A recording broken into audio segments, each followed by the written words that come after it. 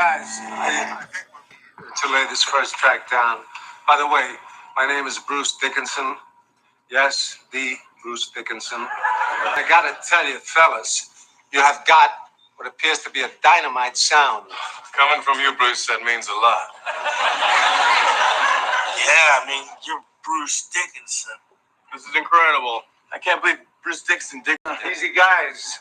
I put my pants on, just like the rest of you, one leg at a time.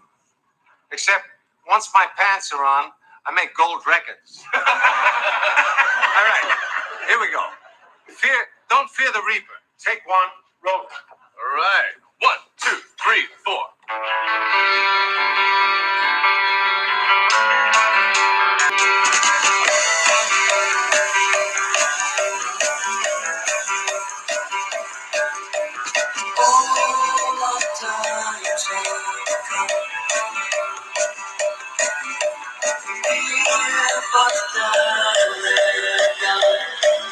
Wait.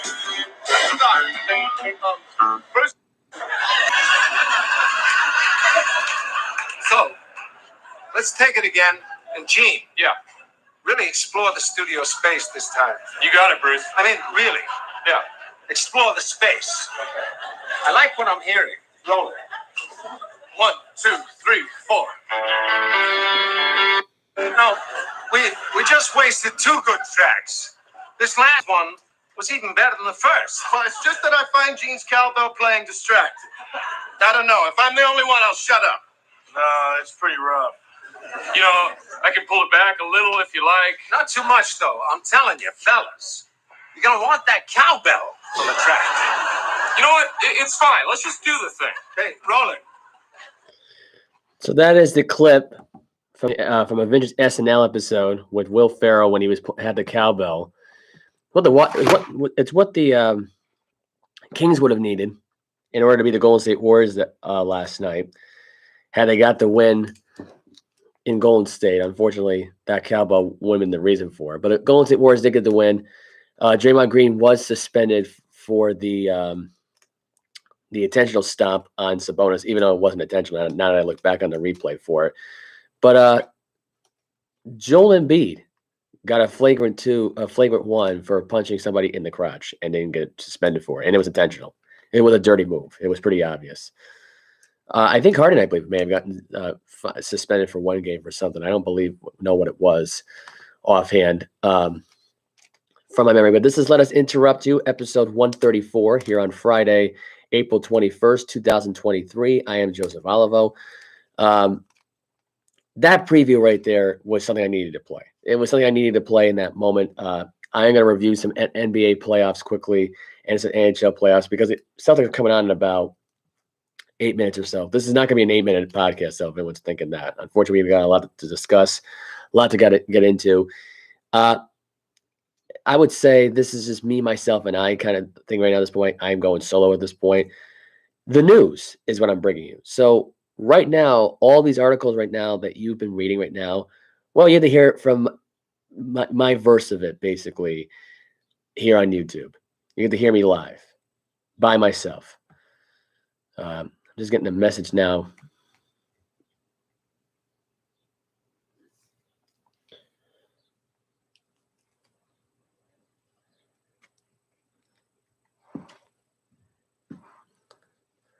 My friend just texted me and he just gave me the most disappointing news. Now I got to try to sell it.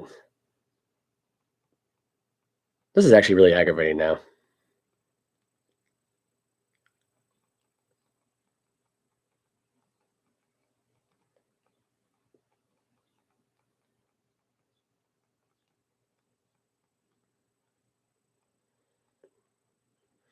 Anyway, so my friend just let me down. By the way, now I just got 3 tickets to the Eric Andre show. My friend just canceled. So whoever wants to go to the show on tomorrow, ticket was $85. You don't have to pay me back right away. It's not really a big deal. Because my friend probably just blew me off, which I don't know why he did. I don't know why he blew me off for that. I wasn't gonna make him pay him back the whole fucking thing right away, but it's $85. I don't see what the big freaking deal is. Anyway, but I will get into the previews quickly for the playoff games that have been going on this week. Starting out with the, I might as well start with the NHL playoffs that was on as of, was it Tuesday night? It was Tuesday night, I believe. Yep. Rangers won game 1 and they won game 2. Ironically, they won game 1 5-1. I think they won game 2 as of last night 5-1. So they're now up 2-0 in their series. The Lightning won game 1 7-3. Maple Leafs won 7-2 last night. Kraken won game 1, and they lost game 2, so they're now even right now. Vegas Golden Knights and Winnipeg Jets are even. Vegas winning game 2 last night. Winnipeg winning game 1 as of last night. Wednesday, Bruins lost game 2. Yomar had a bad night. That's all really what it comes down to. And that Bruin team underestimated Florida a lot in this series. I don't know what else to say about that other than that. It was probably one of the worst games Yomar has played all year. I mean, to allow 6 goals, and he hasn't allowed 6 goals all season. Think about that for a minute. This was the worst game of the year for Linus Yomar the other night. And I couldn't believe it. Really. I actually honestly couldn't believe it at first. It was surprising, really. Yeah, I was shocked by that one. Oilers beat the LA Kings 4-2. They're now even up in their series. Kings had to come back on, I think it was on Monday. Hurricanes beat the Islanders 4-3, and the Dallas Stars beat the Minnesota Wild 7-3. That was on Wednesday for I already mentioned Thursday scores. Tonight, you got Bruins and Panthers game 3 in Florida. You have Stars in the Wild on at 9:30. You have Oilers at the Kings and Hurricanes at the Islanders. So that's that. Anyway, also for Saturday, which is tomorrow, you have the Leafs at the Lightning, New Jersey Devils at the Rangers, Colorado Avalanche at Seattle Kraken, and Vegas Golden Knights versus Winnipeg Jets. This should be exciting for Seattle because you're going to get a playoff game in Seattle that's outside the NFL region. You're going to be in the NHL region of this, really, which makes this even more amazing at this point. So it's awesome. It really is awesome to see an actual playoff matchup happen and take place.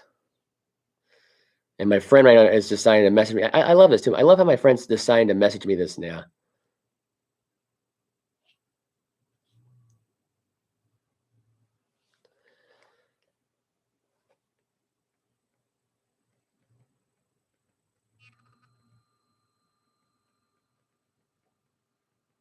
I'm just going to text him this now. I shouldn't be doing this right in the middle of my podcast, but this is actually the most annoying thing. So he just basically just screwed me over here for no reason. And I'm just thinking about it now, like, it's like,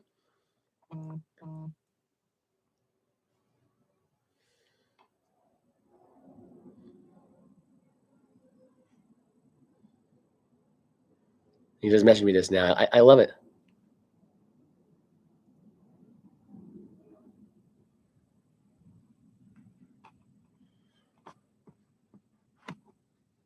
I love how he's just saying, honestly, I don't know. I'm just tired. I love how I'm getting these messages in the middle of the thing. So now back to my Kraken point for a minute.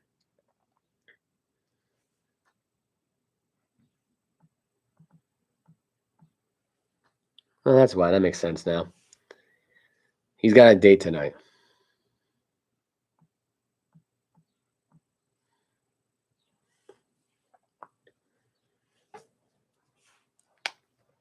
Anyway, back to what I was saying beforehand.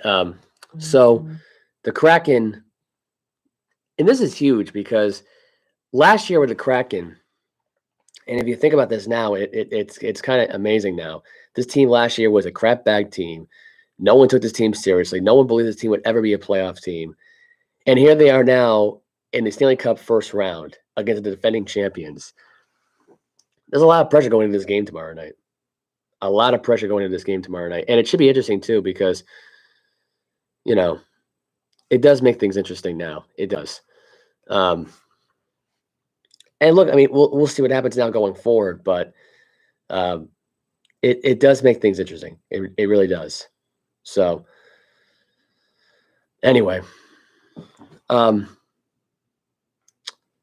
Winnipeg, though, and Vegas Golden Knights, though, this is an interesting series here because Winnipeg is actually supposedly favored tomorrow night against the Vegas Golden Knights. I'm not sure what's going on with Vegas, but if Vegas loses out in the first round here with Bruce Cassidy as head coach, then I'm going to say right now, Bruce Cassidy is the curse of the curse of a hockey team, because he put a curse on the Boston Bruins when he was there.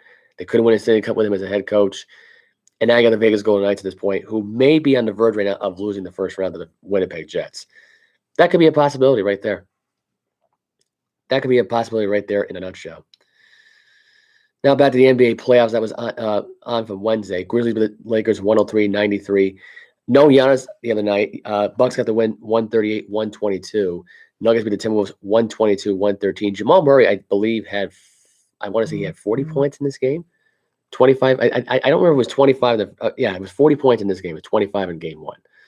So that was that. Sixers last night came back from a deficit. They came back and won 102-97. They're up now 3-0 in their series against Brooklyn. Golden State down 2-1 right now over Sacramento in their 114-97 win. Devin Booker had 45 points against the Clippers last night. No Kawhi Leonard. Kawhi Leonard would have made history if he would have scored more again than Durant for 3 straight games. Kobe has done that a bunch of times now at this point. He actually did it against Durant, I believe, in their playoff series they had before in the past. But here's what's going on tonight. You got Celtics and the Hawks coming on in about a minute or two. You also got the Cleveland Cavaliers at the Knicks tonight, and you have the Denver Nuggets at the Minnesota Timberwolves tonight. So that's interesting. Let's take a look right now. What's going on right now with the NBA play? I will say this though about the games that were on last night for the Sixers last night. For them to come back last night and to come back strong here with Maxey, Harden, and Embiid, that combination right there is scary. It is. It's almost too scary at this point with Philadelphia at this point. With how good they've been, it's incredible. Bridges had 26 points. Bridges is the only one carrying this team. And the Nets expect to win a couple of games in this series to not get swept again for the second year in a row. They got to have more than Mikal Bridges scoring in this game. I'm sorry. That's all I got to say. Like this was a game where it shouldn't be this bad. But you kind of look at the second half of it, really, and how that Brooklyn Nets got back in the third quarter when they scored 35 points in that quarter as a team, and they only scored 26. I mean, they were kind of conservative in that fourth quarter. They were. Anyway, so that's that. So that's a news front on that front there. We got to get into some NBA talk. Victor Wembanyama declares for the NBA draft. He's likely going to be the top pick. That's according to the CBS Sports here. And he's projected to go number 1 overall, which if he becomes number 1, my prediction is that he somehow ends up with the Detroit Pistons. I don't know what it is, but it seems like Detroit always strikes with big guys. So this will be no different here. He stands 7'4". So there you go. Wembanyama, who he can finish with ease in the paint here, shoots 3-pointers at a decent clip, and defends all over the floor.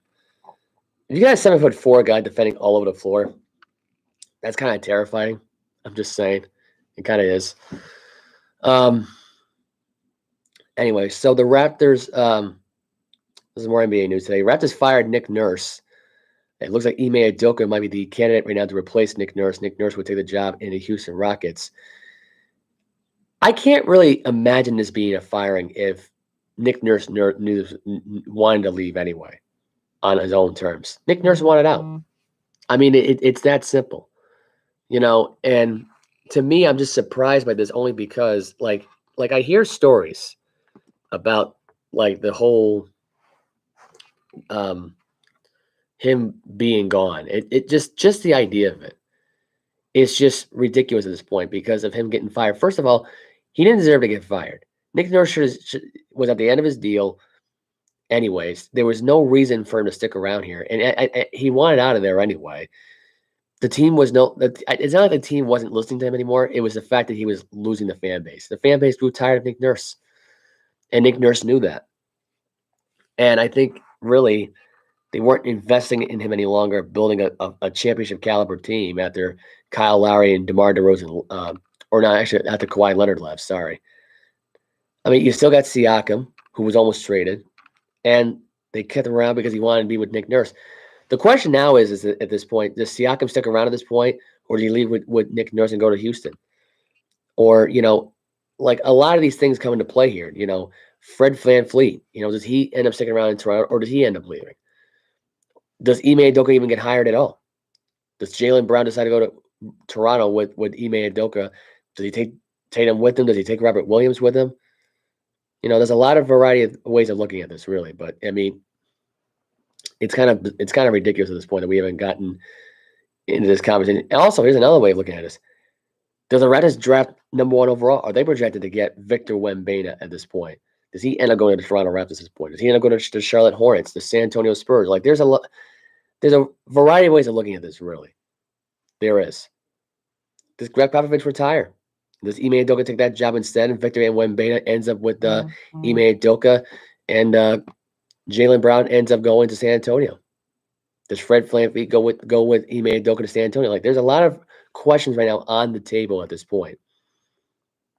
By the way, Victor Wembanyama is 19 years old. So Wembanyama at this point is at the mercy right now of Nick Nurse and Ime Udoka right now based on their coaching careers. Hell, Wembanyama could end up with the Houston Rockets. And I have a funny feeling it's either going to be with the Detroit Pistons or the Houston Rockets. And I feel like the Pistons only because the Pistons always strike on 7'4" guys, and they finally had to ruin their careers anyway.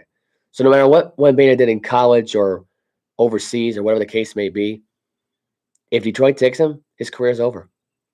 It's that simple. His career is done, finito, finished. There's no other way of putting it. There really isn't. There really is no other way of describing it, really, like the playing time at this point. It does create a few questions, though. If Nick Nurse right now if they were happy right now in Toronto right now at this point, would they even considered replacing him? Would they have re-signed him with a deal? Yes. I can answer that question with the word yes, because Nick Nurse at this point was a good head coach. I mean, you win in your first year with Kawhi Leonard, and if Kawhi Leonard wasn't even there, realistically, they could have gotten somebody else to go there. They could have gotten someone else to come to Toronto that could have built a championship foundation. You could have competed. You were competitive every year. Hell, you could have gotten Joel Embiid to leave Philadelphia to go to Toronto with you, if that wasn't part of the plan at this point. Or in this case, you could have gotten Kevin Durant, even if it was for a rental year. I mean, we all know Kawhi Leonard wanted to go to LA from day one anyway, so this is nothing new. It's not that surprising. So, I don't know. It surprises me, really. It really does. Celtics, sixth man of the year. Well, they won sixth man of the year. Malcolm Brogdon does, to be exact at this point. Celtics, Malcolm Brogdon won sixth man of the year as of yesterday. And Mike Brown, coach of the year for the Sacramento Kings. So congrats to both guys on a respective award. Mike Brown taking to the Kings in the NBA playoffs, and right now beating the defending champions in the first round up 2-1. It's nothing short of a miracle. And here's the thing that makes it interesting. Mike Brown was a former assistant for the Golden State Warriors. This is a guy who knows the Warriors oh so well. So think about that as you watch Game 4 tonight with the Golden State Warriors tonight. I'm just saying, if you got a guy that knows your area code and everything else and the way you play, the way you shoot, the way you think, that's troublesome right there. That's staff member against staff member right there. That never usually works out for the teacher. It always works out with the understudy. So I'm just saying, that's just one way of looking at it, really. Eagles set to officially hired longtime assistant Matt Patricia in a senior defensive role, which means now Darius Slay's life just went straight to hell at this point, regretting every single moment he just signed with the Philadelphia Eagles. This is a guy who cannot stand Matt Patricia. Never got along with Matt Patricia. Always hated his guts. I don't know what the Eagles were thinking about this, really. They promised the guy they weren't going to hire him, and now at this point, all of a sudden, they decide to hire him as a defensive assistant here, which, if the whole thing of it is at this point, they don't trust a defensive coordinator, they just hired him, then why did they let Jonathan Gannon go? I don't get it. You know, Darius Slay had no problems with Jonathan Gannon. C.J. Gardner-Johnson, you want to know what ended up happening to him? He went to the Detroit Lions. That's what ended up happening to him. He pissed off the owner. He called out how the team played. You don't do that. You just shut your mouth. You try to improve and you move on. The reality was C.J. Gardner-Johnson was going to get more money elsewhere anyway because Philadelphia wasn't going to pay him. But now they're going to pay a guy who just last year was calling offensive plays for the New England Patriots and did a terrible job at it. This is a guy, by the way, who has not been relevant for great measure of assistant roles for a defensive coordinator type of job. And about 6 years at this point now, we're going in now. 6 years. This is a guy that had a job in Detroit, completely botched that job, completely white up. Matthew Stafford was the guy that just wanted out of there so badly because of Matt Patricia and how he coached. And he hated his life in Detroit anyway. He hated being a Detroit Lion. Just think about that for a minute. Matthew Stafford was forced to hate the Lions because of Matt Patricia. You know, just remember that, folks. That's a guy that doesn't like being on that team. Let's see. We have some more NFL news. Will Levis this week visited the Patriots during the final pre-draft visits. And here's a tidbit for you. He likes mayonnaise in his coffee. That's disgusting. That's really gross. I don't know if it's like a weird fetish thing going on with these weird cravings. It's weird. I wouldn't do it. That's just my opinion. I would not do it. So that's that. That just sounds disgusting to me. I will say this about this. This is a lot of pressure going to Mac Jones at this point. That's going to make Mac Jones' skin crawl, having another quarterback take your job. If they draft Will Levis, then I think Mac Jones is on his way out. I mean, there's no way they're going to have this guy sit down for 10 years with the arm that he has and waste his talents away. There's no way. If anything, one of the two things will happen. Either Will Levis gets drafted to the 49ers and Trey Lance gets traded somehow, or he goes to Indianapolis and Trey Lance remains the starting quarterback and Mac Jones just takes the job back in New England. It's one of the three. But Levis at this point is going to be drafted and be the starting quarterback from day one. I think he'll be a starter. I think C.J. Stroud will be a starter. And I think Bryce Young will be a starter. Because no matter how you look at it, Bryce Young is either going to go to these three teams. Detroit, Seattle, or Carolina. Stroud's going to go to either Houston, Carolina, or Indy. Possibly Dallas. I'm putting Dallas back on the table at this point because you never know. Hell, he could end up going to the New Orleans Saints for all we know. He could end up going there. Saints could trade up from 29 to whatever, make the move happen. That's a possibility right there. That is a possibility for Stroud at this point. Leave it at this point, I would say realistically right now, it's San Fran, Indy, or New England. And that's just based on the fact right now at this point. But the reality of it is it's Robert Kraft basically either messing with Bill or allowing Bill to do this. Because in reality, Kraft wants Mac Jones because he's invested in Mac Jones. Belichick has lost his investment in Mac Jones after season 2. And honestly, so have I. That's a guy that had a real bad decline. You talk about a bad decline in the worst way possible. Worst way possible. This guy may have Sanchez himself into a corner. That's a bad thing to have happen to you. And Mark Sanchez was not a clutch quarterback. I will admit, I was looking at the postseason version of these guys because they had such excellent postseason careers. Mac Jones so far in his first postseason game has come up with the worst way of coming up with adversity. Keep shooting yourself in the foot until the pain's, you won't feel the pain at this point. You'll be in total shock from shooting yourself in the foot. Like that's the idea of Mac Jones' adversity, which honestly he kept doing it. So I don't know what the hell he was thinking. He even did this past season here with the bad play calls with Matt Patricia. Went through the flow, either took a timeout or just, went with a different play that was designed by Joe Judge.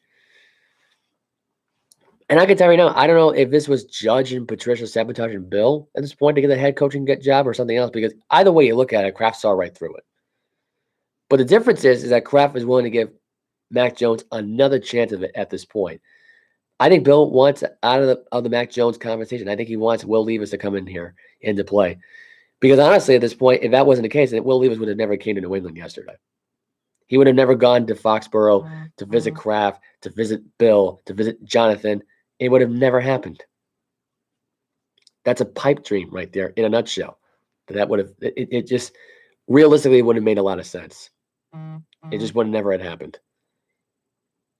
So I'm just saying, if anybody out there is paying attention, it's unlikely that Will Levis at this point will be a New England Patriot. But keep the dream alive if you're a Patriot fan out there that believes that. I sure as hell don't. Super Bowl 61 has been bid by the LA Rams. The 49ers CEO optimistic about hosting again, meaning he wants to bid in on 61 and 62, so he'll be out west 2 straight years in a row, which begs the question here at this point. Does Ohio State at this point not sound marketable? I know it's a college football arena, but hear me out in this whole thing. That is big enough to host a Super Bowl. That could pack a lot of fans in the seats. That's a big enough stadium. That is like a powerful NFL stadium that looks 100 times better than most NFL stadiums. And there's a lot of them that suck. But this right there, again, just a repeat of the exact same Super Bowl. Here's my question. Do they want to relive 2022 again, where that Super Bowl game was so terrible, especially the ending of that game? You either got the quarterback that throws too many turnovers or the quarterback that kept getting sacked every time. It was disappointing. That's all it was. It was disappointing. None of the fans cared. They were all neutral, and these were fans that were back in the seats with the teams that were playing in the matchup. I mean, there was more chattering than cheer. I just thought that was strange for a Super Bowl that was hosted the year after the pandemic. And all you do is chatter. You're not even excited about the Super Bowl being in Los Angeles. I mean, you talk about a season to where that this was pathetic for fan bases to watch. I was disappointed based on everything about that game. The game itself, the musical performances, really the atmosphere there from the fan base. I mean, everything about it just screamed out failure. So now, if they want Super Bowl 61 to have that exact same feeling, well, go to LA with it. The 49ers have played it there so many times in Santa Clara at this point. It's almost like, why would you want to go back there again? To me, I just think that's kind of dumb. And what's even worse is you're going to Las Vegas Super Bowl 58. You just went out west to Arizona last season in Glendale. You would have gone out west basically for the next, because I don't even know where Super Bowl 60 is. I have no clue. I couldn't even tell you where it's going to be. But I have a funny feeling at this point it's going to be out west most likely again. Where, I don't know. But you'd be going out west at least at this point 5 or 6 times in the next 9 years, or in the next 6 or 7 years, if I have my math correctly here. I don't like the idea of the LA Rams hosting at this point. I like the ideas of college stadiums hosting it. The big house in Michigan, Ann Arbor, great stadium that could host a Super Bowl. Ohio State in Columbus, Ohio, the Big U, the Safe Life Stadium now at this point. They changed their name. I love the prestige of those stadiums, and they're 100 times better and as far as fan base wise, than these stadiums right now that the NFL are planning to host these Super Bowls at. I'm just saying. And here's another thing too. Weren't you planning to have the Buffalo Bills play in Super Bowl 61 in that new stadium, which, by the way, will be available at that time anyway because they'll be opened up the first year they have it. They're planning to have that They're planning to have that stadium open in 2026. So why not take advantage of it now? First year it opens. You're building it now at this point anyway in the dome for Buffalo. That is a great atmosphere to have that Super Bowl in Buffalo. I don't know. I would take advantage of that as quickly as possible. Here's another stadium too that sounds quite interesting at this point. Toluca, out in Alabama. You talk about a Super Bowl matchup that needs to happen at this point. Old fashioned Alabama, Mobile, Alabama area. That would be down in the South. That'd be awesome. That'd be awesome to watch. That'd be an awesome stadium to play that Super Bowl in. And the reason why no one's going through with this and no one's going through the idea, because no one's going to want to watch a Super Bowl that is being hosted by a college football arena. It's not marketable at this point. Though they like the idea, though, of having a hypothetical college football NFL matchup, though. They love that, though. They think that makes more money than anything else. I think having it in a college football stadium or having it played in Buffalo in a new dome or having it played in Chicago at this point. I mean, you're trying to build the Chicago Bears a new dome. You're trying to get them out of Soldier Field in Arlington Park. I say call it a shoulder dome. Why not keep it as Arlington Park where you're gonna be having it in a dome anyway? Make it that. I don't know. That just sounds more realistic to me. I don't know. Let's backtrack here to the NBA at this point. Talk about some NBA news at this point that just broke out as of Wednesday. As of Wednesday night, they fired Tommy Shepard. That was according to ESPN's Adrian Wojnarowski. That's too bad. That really is too bad that he got fired from his job. It's not his fault that the team right now just sucked every year. But, yeah, they just fired their GM at this point. We got some more basketball news. We got Ryan Nembhard, who's going to be transferred from Creighton to Gonzaga. That's according to CBS Sports. I think that's it for the NBA news as far as we know right now at this point. Oh, excuse me. I just farted on my podcast. That's not what I wanted to do there. The Oakland Athletics are going to be leaving the Oakland area finally leaving that dump. You know what's bad when your baseball stadium has rats, rodents, birds, animals, all kinds of animals that live inside the actual stadium. I mean, there were some points where you had the Mets announcers going to Oakland, and they found, I don't know if it was raccoon poop or what they found in their booth, but they couldn't do the game in there because it smelled so bad. They had to get, people to remove all the crap out of there. It's pretty bad when your owner has a baseball stadium that the animals live in and they can't get rid of at this point. John Fisher has been around since 2005, who's owned the Oakland Athletics. And it's not like that team's been a laughing stock every year. They've been competitive. They've been going into playoffs every year. They've either gone to ALDSs or ALCSs, and they've been competitive. I understand that. Like, I get it. I do. To me, it's so tough because I don't know what else to say here other than it was a long time coming. It's finally happening at this point. But the reality of it is at this point, it's like they should have moved out of there years ago. That stadium was falling apart by 2015, 16 at best. They've been in that stadium for over 25, 30 years. Look, Oakland fans out there are going to be upset about it. They're not going to like the idea of it. And some fans are going to love it because they hated that stadium. It's bad when that whole stadium is full of, farm animals, zoo animals that come in there every time and they pollute the place. I mean, the place is a train wreck. Train wreck every year. There's a story I heard from Chris Mad Dog Russo, who was talking about the Oakland Athletics and said how from the 72, 73, 74 World Series year that they had empty arenas, empty seats there because of how bad the environment was, because of how much pollution that stadium was. That stadium has been around since the mid-'60s. They've needed some renovations for years. They never went through with it. The signs are falling apart. All the equipment's falling apart inside the stadium. And the fact of the matter is at this point is they need to go somewhere else. They needed to go somewhere else for a long time. And now at this point, it's another, sports franchise is being chased out of Oakland. Oakland does not want any sports in their part of California. I don't even think Los Angeles wants any sports in their town because the venue theirs for most of these things are terrible. The Oakland Raiders, now the Las Vegas Raiders. They were the Los Angeles Raiders at one point. At this point, nobody really cared. They came back at this point. They were still irrelevant. Like, there's just a lot there. They're now the Las Vegas Raiders. Now the Raiders are.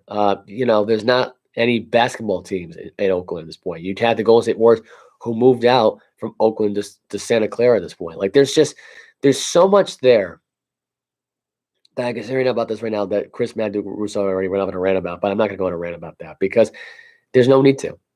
We finally have a prayer at this point that has been answered. So thank God for that. Seriously, thank God. Patriots legend Dante Hightower plan on returning, possibly to become a defensive coordinator for the New England Patriots. This is how this is going to work out, and I think this is. I kind of had this funny feeling. Gerard Mayo's going to be the next head coach. If it don't work out for him in New England at this point, he retires and becomes a sports analysis kind of guy that covers the sports radio. And if that doesn't work out for him, then he becomes a broadcaster. I think Dante Hightower takes a job right after that and becomes the next head coach at this point, and so on and so forth. I think that's how this is going to go. It's going to be because McCory's going to have a gig in CBS Sports. We already get that at this point. He already has a proper speaking voice at this point. The question now here is, does it happen at this point? Does Dante Hightower become an NFL head coach after Gerard Mayo, completely combusts and just falls apart as a coach? I think he does. Would I rather see Dante Hightower on the football field playing? Yes. But I can see him being a coach at this point and not being a sports analyst. And if anything else, Gerard Mayo belongs in the booth than on a football field being a head coach. I'm just being realistic here. Mm-hmm. The Carolina Panthers have been told their stadium has deemed to be unsafe, according to a latest report right now on CBS Sports. And this is what was said here on Newsbreak. This was according to The Spun, Sports Illustrated here. The ongoing debate over turf and natural grass, which I was going to get into this just now, fields in the NFL has led to the playing surface in one team stadium to be deemed unsafe by the NFLPA. This is what the story is. I don't know why it's not coming up. This is what I mean. Every time I hit like I want more information on the story, I don't get it. NFLPA president and former offensive lineman J.C. Trier cited a December 24th game between the Panthers and the Lions at Bank of America Stadium to prove the turf used in that stadium was unsafe for players at cold temperatures. Trier said the field for that day's game failed a test for hardness. Players told the NFLPA that the field was like concrete, saying they couldn't wear normal cleats because the spikes failed to sink into the turf.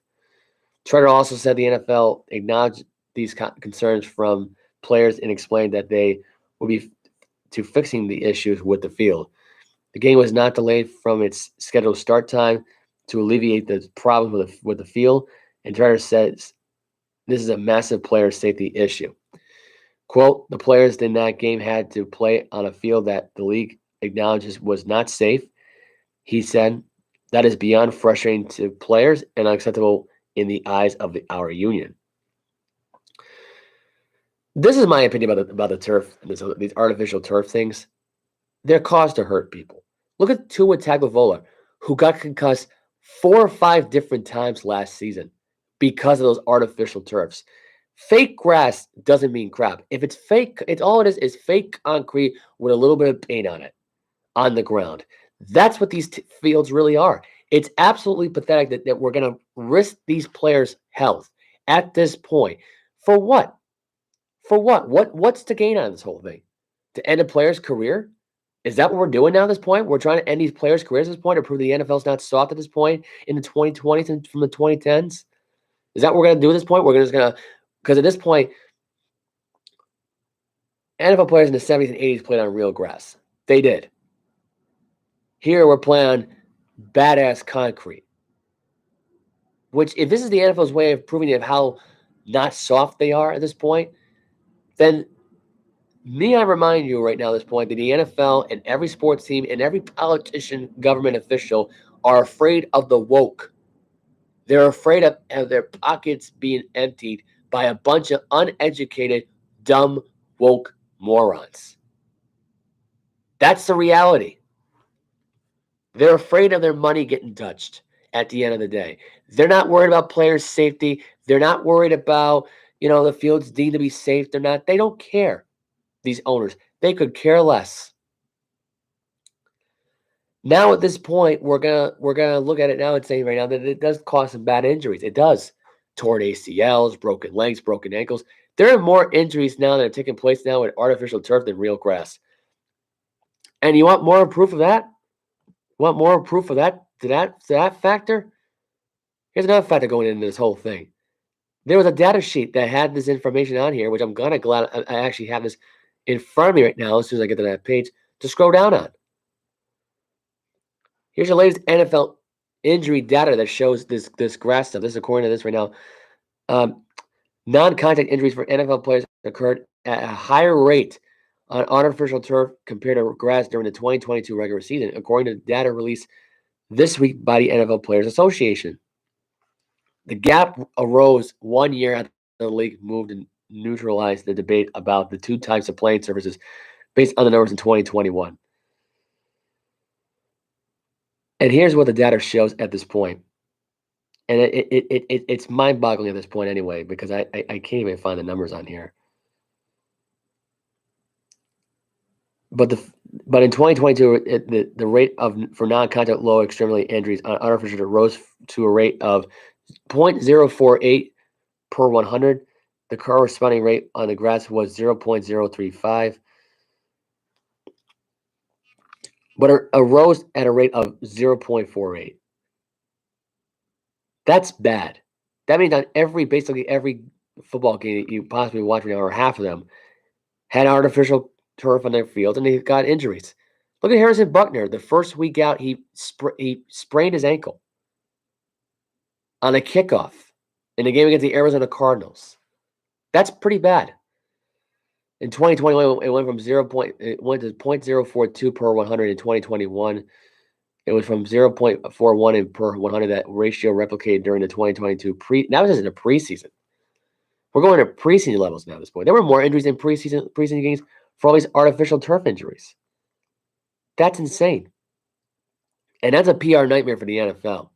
It really is. Or for this to have happened to most of these NFL players, it's got to suck in the worst way possible. Seriously. That's terrible to have that happen at this point. They need to do something about this at this point. Get rid of the artificial turf. Go to real grass. Putting concrete on the thing is just downright dumb. And painting it over, making it look pretty. That's what they did. They hide the concrete. It's like WWE. They put mats over real concrete. That does not prevent you from getting hurt. That's just stupid. It's not a karate dojo. It's an actual football field outside. That is retarded. And if you're going to have concrete on your football field, at least have it heated, for Christ's sakes. At least they can feel warm on their way down when they get drilled during a snow game, for Christ's sakes.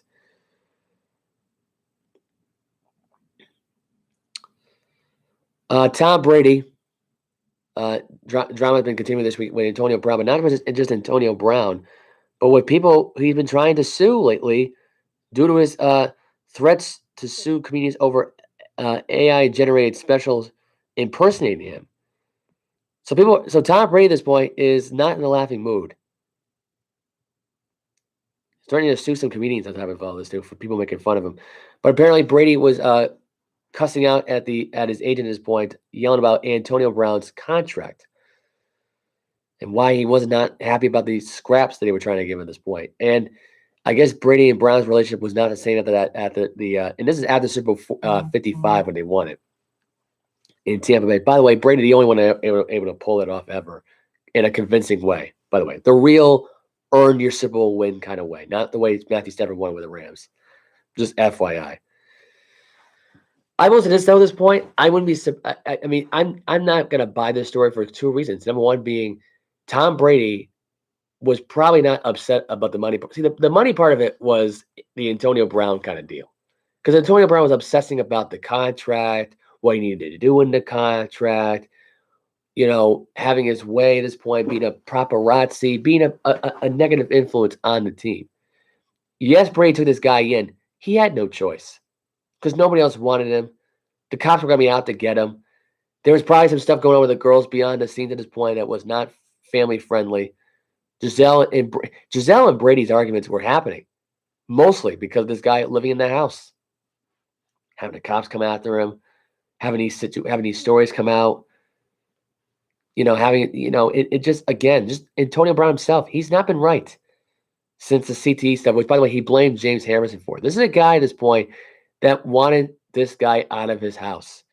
He was causing a negative influence probably around his kids, probably around everybody in general in that household.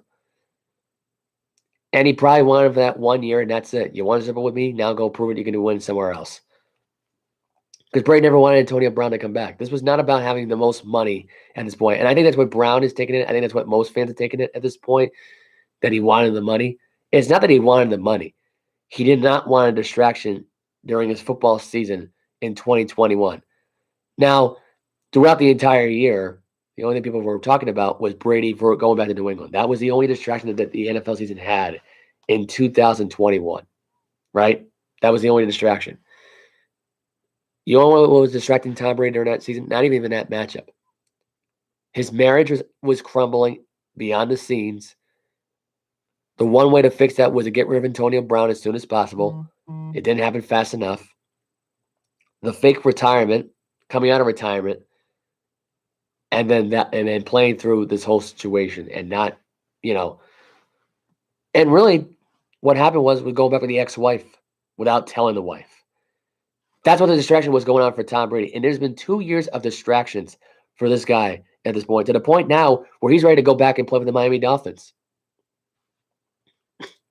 Which leads to my next story right now. I wasn't going to switch into that transition there, but I thought I had to bring this up because Tua Tagovailoa was considering retirement, and Tom Brady was trying to get his way back out of retirement, but teasing it really in reality because he's not going to go back and play football. Tua Tagovailoa learned how to fall, was contemplating retiring after he suffered 4 or 5 concussions. I'd say at this point, if Tua were to retire the same year Tyreek Hill retired, the one person to come out of retirement first was Tyreek Hill. 100%.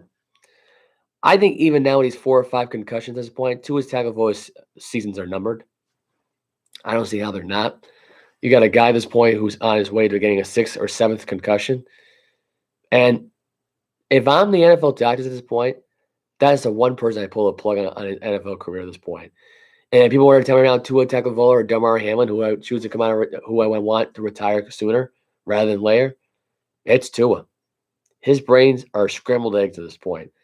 How he does not have severe CTE at this point, it's beyond me. Antonio Brown got a severe concussion on just one concussion alone, and he's been screwed up ever since.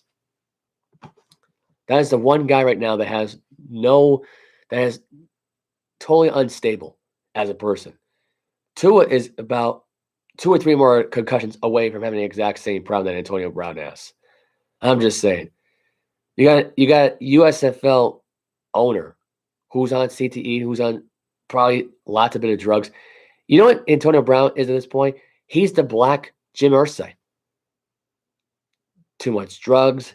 His head's all screwed up. He's done too many drugs in his life to even function at this point. He's not. He's a mentally unstable human being. The only difference is the color of his skin. That's it. That's really the only difference right now at this point. You can't find any other difference besides at this point. They all live the same exact freaking life. Tua Tagovailoa at this point might retire. And the only reason I say Tyreek Hill is going to retire with them is because I don't see Tua playing another 2 or 3 years here like this. I really don't. I find it very hard to believe that this guy will stay healthy the rest of the way and play the rest of his NFL career with 4 or 5 concussions. He's going to be told to quit it because it slows you down, concussions. Head injuries kind of slow you down going forward. It's just like within the knees. Upper, lower extremities at this point, they kind of slow down as you age. I mean, you already got 4 or 5 concussions and you're in your 3rd NFL season. I don't think he's going to make it past his 9th. He'll be lucky to even make it past his next 4th or 5th season. So I have my doubts when it comes to Tua Tagovailoa. I really do. So that's that. Cowboys picked a 5th-year option right now for wide receiver CeeDee Lamb. That was according to a report for CBS Sports by Tyler Sullivan. Lamb will be being paid 17.9 million for the 2024 season. So that is good news for CeeDee Lamb, that he got his 5th-year option. I was surprised it came this quickly because it didn't even come within 24 hours after I was saying that CeeDee Lamb and Travion Diggs were both getting their extensions. Buffalo Bills make Tyler Bass the NFL highest paid kicker with a 4-year extension worth of the $21 million according to Fox Sports. The deal is also including a $12.3 million guaranteed. Tyler Bass at this point, who I wouldn't consider the most clutchest kickers in the NFL today. I'd say he's probably a second or third behind McPherson, maybe. That's just me. Then you got Young Shu Koo out of the Atlanta Falcons. He's another clutch kicker. I think he's more clutch than Tyler Bass is. And that's just my take. I mean, I don't know what anybody else would think about that, really. But anyway. Joe Pavelski, star center, will be out games 3 and 4 of this series due to the concussion. I believe it's a concussion, I want to say. Patrice Bergeron is also out for games 3 and 4. He'll be back for game 5. He's dealing with a lower body injury. Now on to this story. NFL suspends 5 players, including 4 from the Lions, for violating gambling policy. Here's the list goes as follows. Lions wide receiver Jameis Williams, Stanley Berryhill, each face 6-game bans. Those are the 2 players who face the bans. Quintus Cephas, CJ Moore, and I think it was Shanka Tony, I believe, out of the Washington Commanders. And I also got suspended as well. So that's 6 players right there. 2 of them right now will be facing 6-game bans, Williams and Berryhill. Williams out of Alabama. Berryhill, I forgot where he was coming out of. But anyway, Quintus Cephas and CJ Moore were released after that happened. My take on the whole thing is that Jameis Williams got a 6-game suspension, but Calvin really got an entire NFL season suspended. I just think that's just sad. I really do. Bruins just started, and they have no David Krejci either tonight. He's dealing with an upper body injury, so I'm just getting that report now. But anyway, back to my gambling take here. The fact that Kevin really got a year suspension and he tried to appeal but got his appeal denied, I just think that's kind of weird. That they just decided to give Williams and Berryhill 6-game bans here, and everybody else gets screwed. By the way, the other players at this point are getting 1-year suspensions, and they cannot appeal this, apparently. Apparently, they can't appeal gambling. Although I don't know how you'd be able to say that you didn't gamble here. There is no gambling here. If you gamble, you're done. That's the rule. So this should not be any surprise to anybody here. Top NFL kicker wants to play for the Bears, but team doesn't seem interested. The Cowboys are in line to pursue him. Robbie Gould's a clutch kicker. I mean, I'm surprised the 49ers didn't try to re-sign him at this point. I don't know why they didn't try to re-sign him. The Cowboys should re-sign him because the kicker they have now sucks. So that's the one thing they should get him. Why the Bears wouldn't want to have him retire as a Bear when he started his career out with Chicago anyway is beyond me. It's a weird reasoning behind this whole thing. It really is. It's a weird thing. Bryce Harper expected to make his return from his injury, coming back from Tommy John surgery, possibly early in May. It's unbelievable he might be coming back so soon. Could be playing in a whole new position like Mookie Betts did. Mookie Betts has been playing shortstop lately. Let's get into the baseball scores from this week alone. And then we'll probably just sign off there because I don't think I have anything else to talk about here on the show. We'll get into some baseball stories maybe in just a second here. What took place Thursday was the Red Sox won 11-5, Yankees won 9-3, Rockies won 5-0, Dodgers won 6-2 over the Cubs. The Cubs, by the way, won 13-0 today over the Dodgers. They almost had a perfect game with Drew Smyly on the mound as well.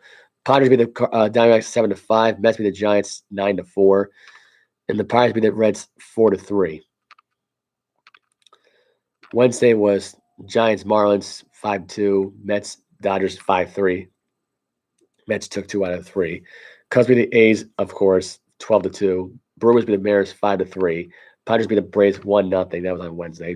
Twins lost 2 out of 3. They got the win on Wednesday. Rays beat the Reds 8-0. Rangers beat the Royals 12-3.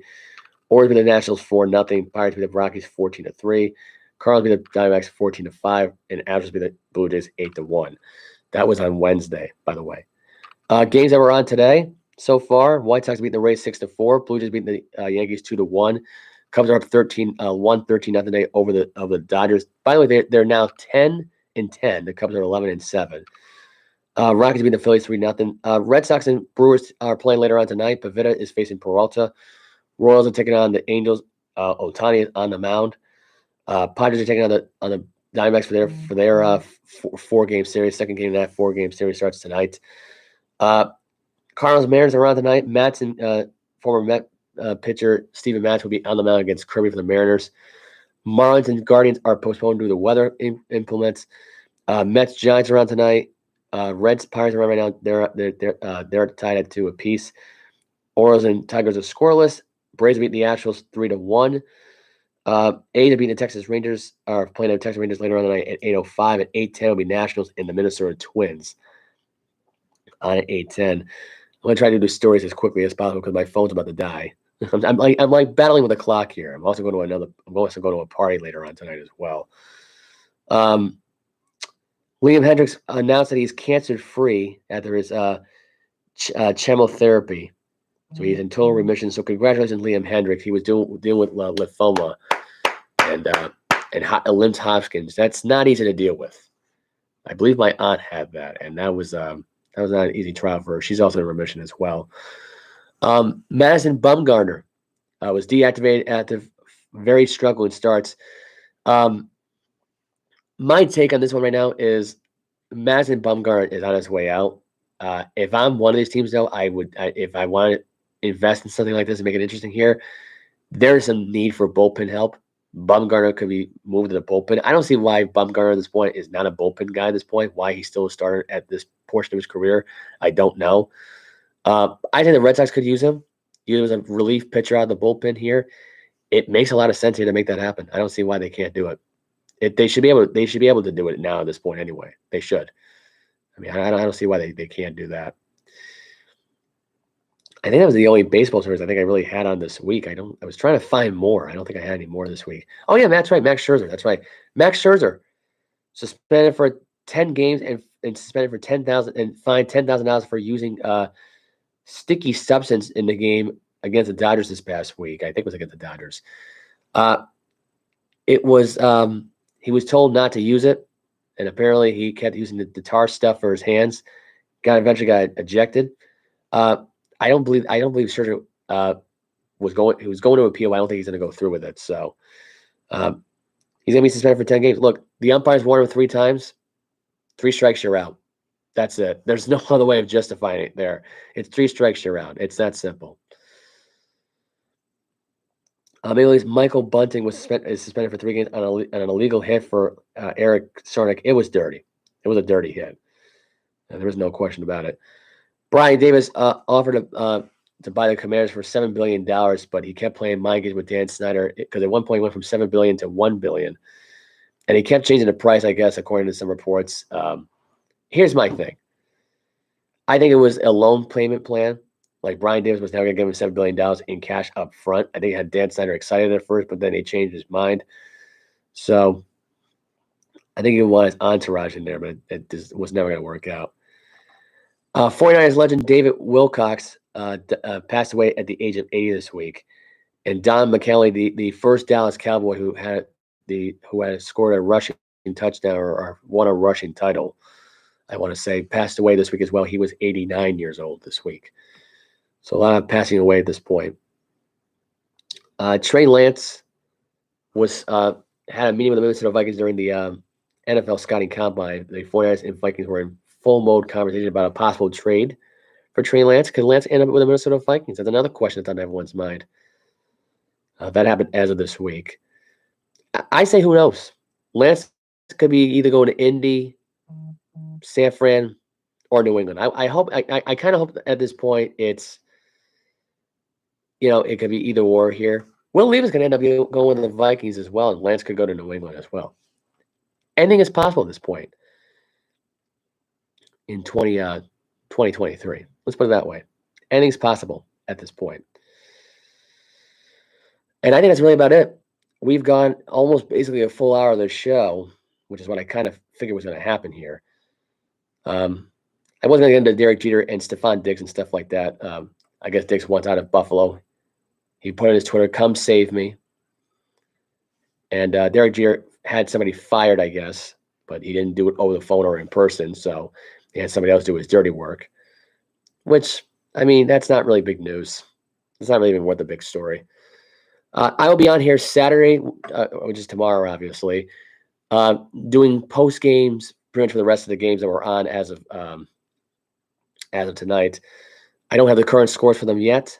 I will be watching all the games when I get to the party. And hopefully it's a fun party and not a complete dumpster fire. Because the party I went to the last time wasn't really that great. And the girl I know there, she's a nice girl. She's a friend of mine. But the party was last minute. This was not planned out well at all. So that's that. And that's pretty much it. I'm going to sign off here. I will see you all tomorrow. I'm actually going to play you out with the rest of the I guess YouTube won't allow me to play it out here. I was going to play out the I was going to play out the song I wanted to play you out with. I don't know what's going on here. I'm actually going to play you out with this song. And that's going to leave commercial. 12 hours of uninterrupted pain relief. Aleve. I'll see y'all tomorrow. This is going to be I Fought the Law and Won by Donald Trump. I fought that war and the war won. I fought that war and the war won. I needed money cause I had none. I fought that war and the war won. I fought that war and the war won.